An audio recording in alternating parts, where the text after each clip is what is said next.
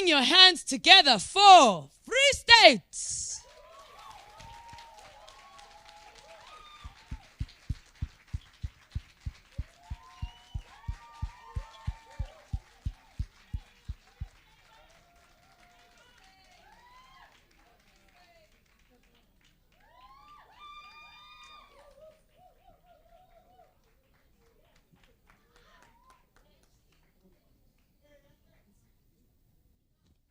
Viva Free State, viva! All the best.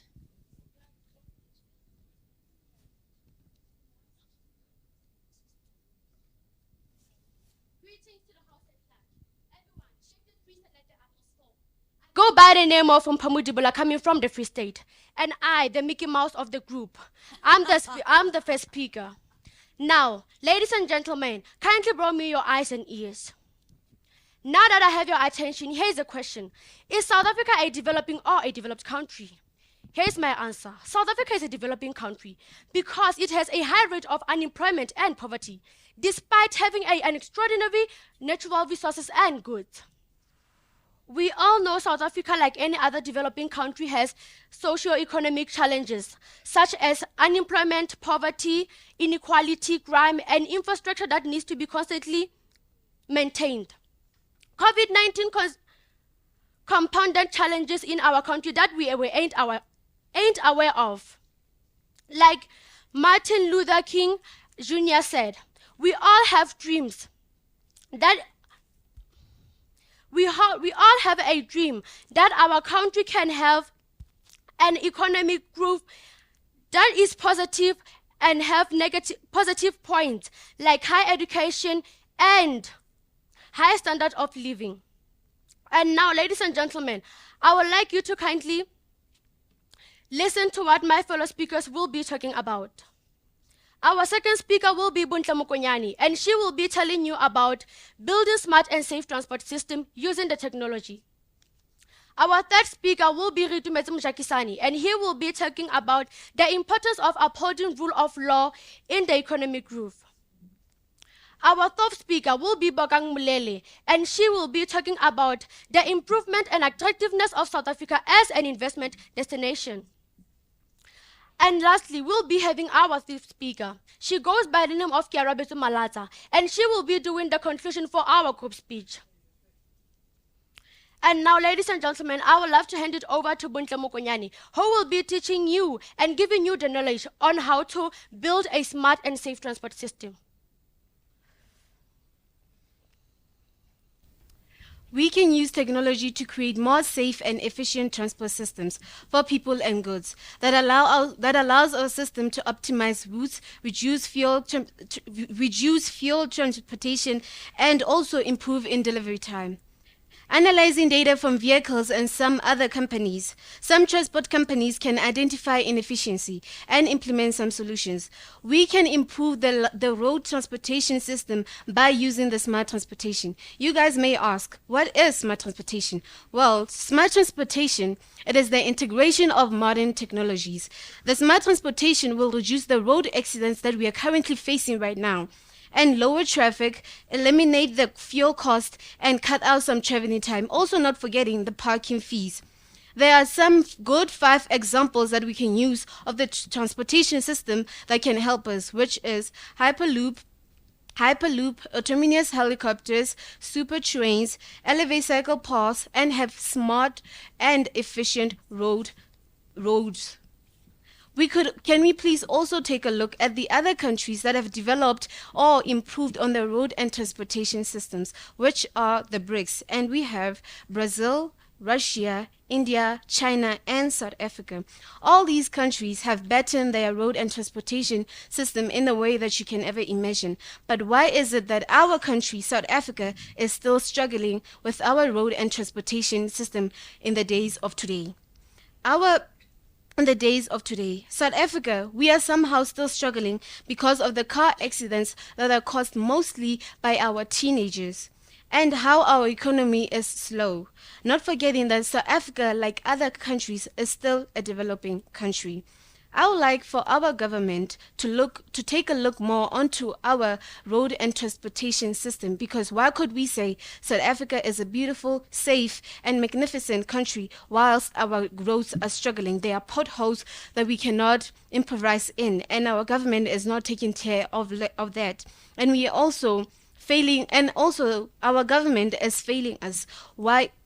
And also, our government is failing us. That is why I have a request to the government that please, I would like for you to take a look more onto our road and transportation system, so that while our trucks transport goods from other provinces, they be safe on the roads and there are no damages, and the road accidents and the road accident rate will reduce, so that we can have a free economy that is safe and efficient like the other BRICS economy rates. And lastly, I would like to hand it over to our third speaker, who will be Ritumetse Mojakisani, and he'll be telling you guys about the importance of upholding the rule of law in driving the economic growth. The rule of law is important to us. It protects human rights, solves problems, and keeps us safe. All citizens of a country have to follow its rules, no matter how powerful people are. The government should run the country according to the laws and the Constitution. The following 5 principles define the rule of law. A government that is a country of absence of corruption, security, order, and fundamental rights. And an open government that enforces laws and regulations and access to justice. Without the 5 principles, the economy will not grow. We still have a long way to go, South Africa. We still need to fight corruption. We still need to respect the laws of South Africa. People perished in the building that was on fire in Johannesburg. And I believe if the bylaws were respected, none of this could have happened. Economic growth is what every country has to achieve for the good of the country. It is important to uphold the rule of law because it ensures elected officials to serve the people who elected them, restricting bureaucratic power, preventing any form of tyranny that could damage economic growth. Thus, restricting power of bureaucratic is essential for maintaining free and fair democratic society. It is also important because the rule of law upholds the values of freedom and personal liberty. Production will always happen in South Africa, not just people feel free and safe. The rule of law also emphasizes the importance of equality before the law, making sure every individual has opportunity and equal say given in the society democracy. Growing the economy is a collective end. The government and citizens have to work together. We need to remind ourselves of the kind of society. We need to remind ourselves of the kind of society which we have tuned for so long, which we fought for, which so many lost their lives. These are the words from our president, Mr. Ramaphosa. Because we love South Africa so much, our fourth speaker, Bokam Molele, will tell us what can be done to improve attractiveness of South Africa as an investment destination.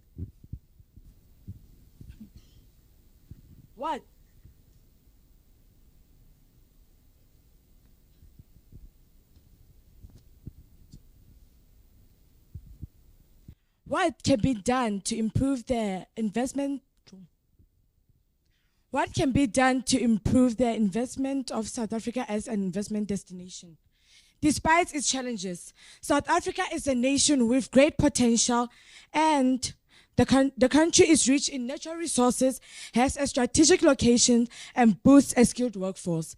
There are still areas where the government and private sector can collaborate and further enhance its attractiveness for investors. Improving infrastructure, strengthening education, and encouraging innovation are a few of the many ways South Africa can unlock its full potential and become an even more compelling destination for businesses. South Africa is often considered an attractive destination for several reasons. Firstly, its large and growing economy. South Africa has the largest economy in Africa and is a major exporter of goods and services. And secondly, it's a stable democracy. South Africa has a robust democratic system which provides a stable political and legal environment for businesses. There are also lots of ways South Africa can enhance its attractiveness as for investors. It can improve infrastructure by bettering roads, ports, and telecommunications can help businesses operate more efficiently. It must also strengthen education. Investment in education can create a skilled workforce that is attractive to businesses. Oh, and lastly, by encouraging innovation. A strong culture of innovation and entrepreneurship can create new industries and attract foreign investors. While a traditional academic path is not for everyone, South Africa's youth have many skills to offer. It's not just about ensuring economic prosperity. It's about creating a society where everyone finds fulfillment and purpose. South Africa is a promising, attractiveness investment destination. By prioritizing infrastructure, development, streamlining regulations, investing in education, and nurturing a culture of innovation, South Africa can unlock its vast potential and create a more attractive environment for businesses. While there is still work to be done, the opportunities in South Africa are abundant, and the rewards for investors who recognize its potential are significant. I'd like to hand over to Kyarabetu Malatsa, who is our fifth speaker, and she will be giving a conclusion to our speech. Ladies and gentlemen, I am doing this for my mother, my aunt, and everybody in Free State.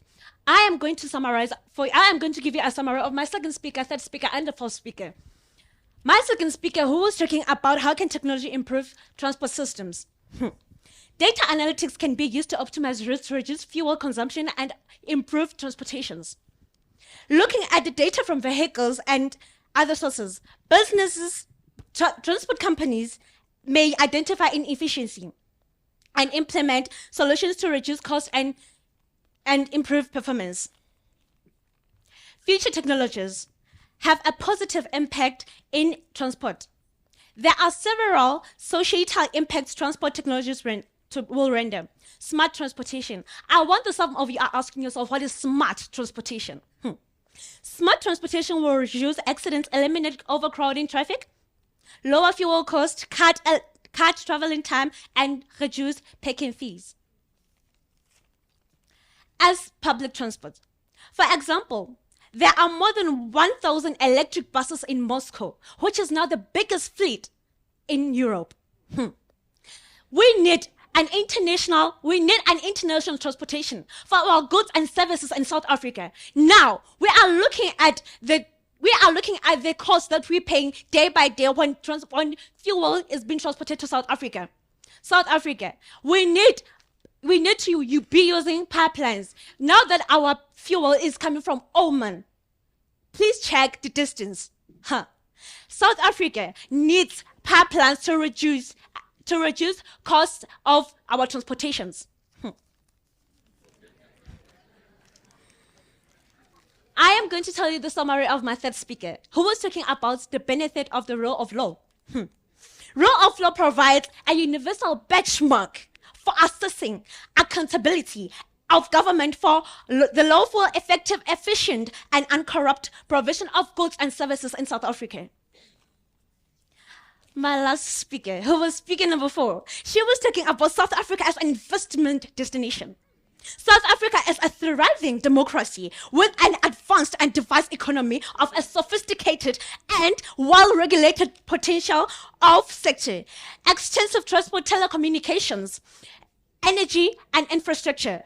South Africa's government continues to work hard and to create a dynamic and enabling business environment that will promote South Africa as a best investment destination for all the five countries, which is the BRICS. The BRICS that represent Brazil, Russia,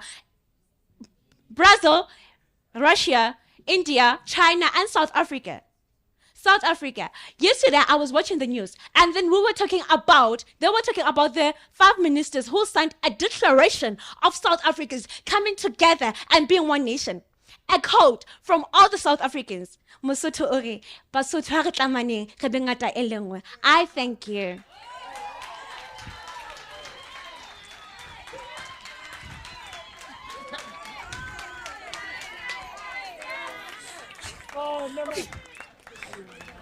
Yo, I know. I Guyasha. It is hot in here. These learners are incredible. Well done to the Free State. Thank you for a brilliant, informative presentation. I think one of the things that I'm finding really interesting about this competition is that all of these different provinces have got one topic. And yet, how much have you heard about from one topic? How many angles? Huh?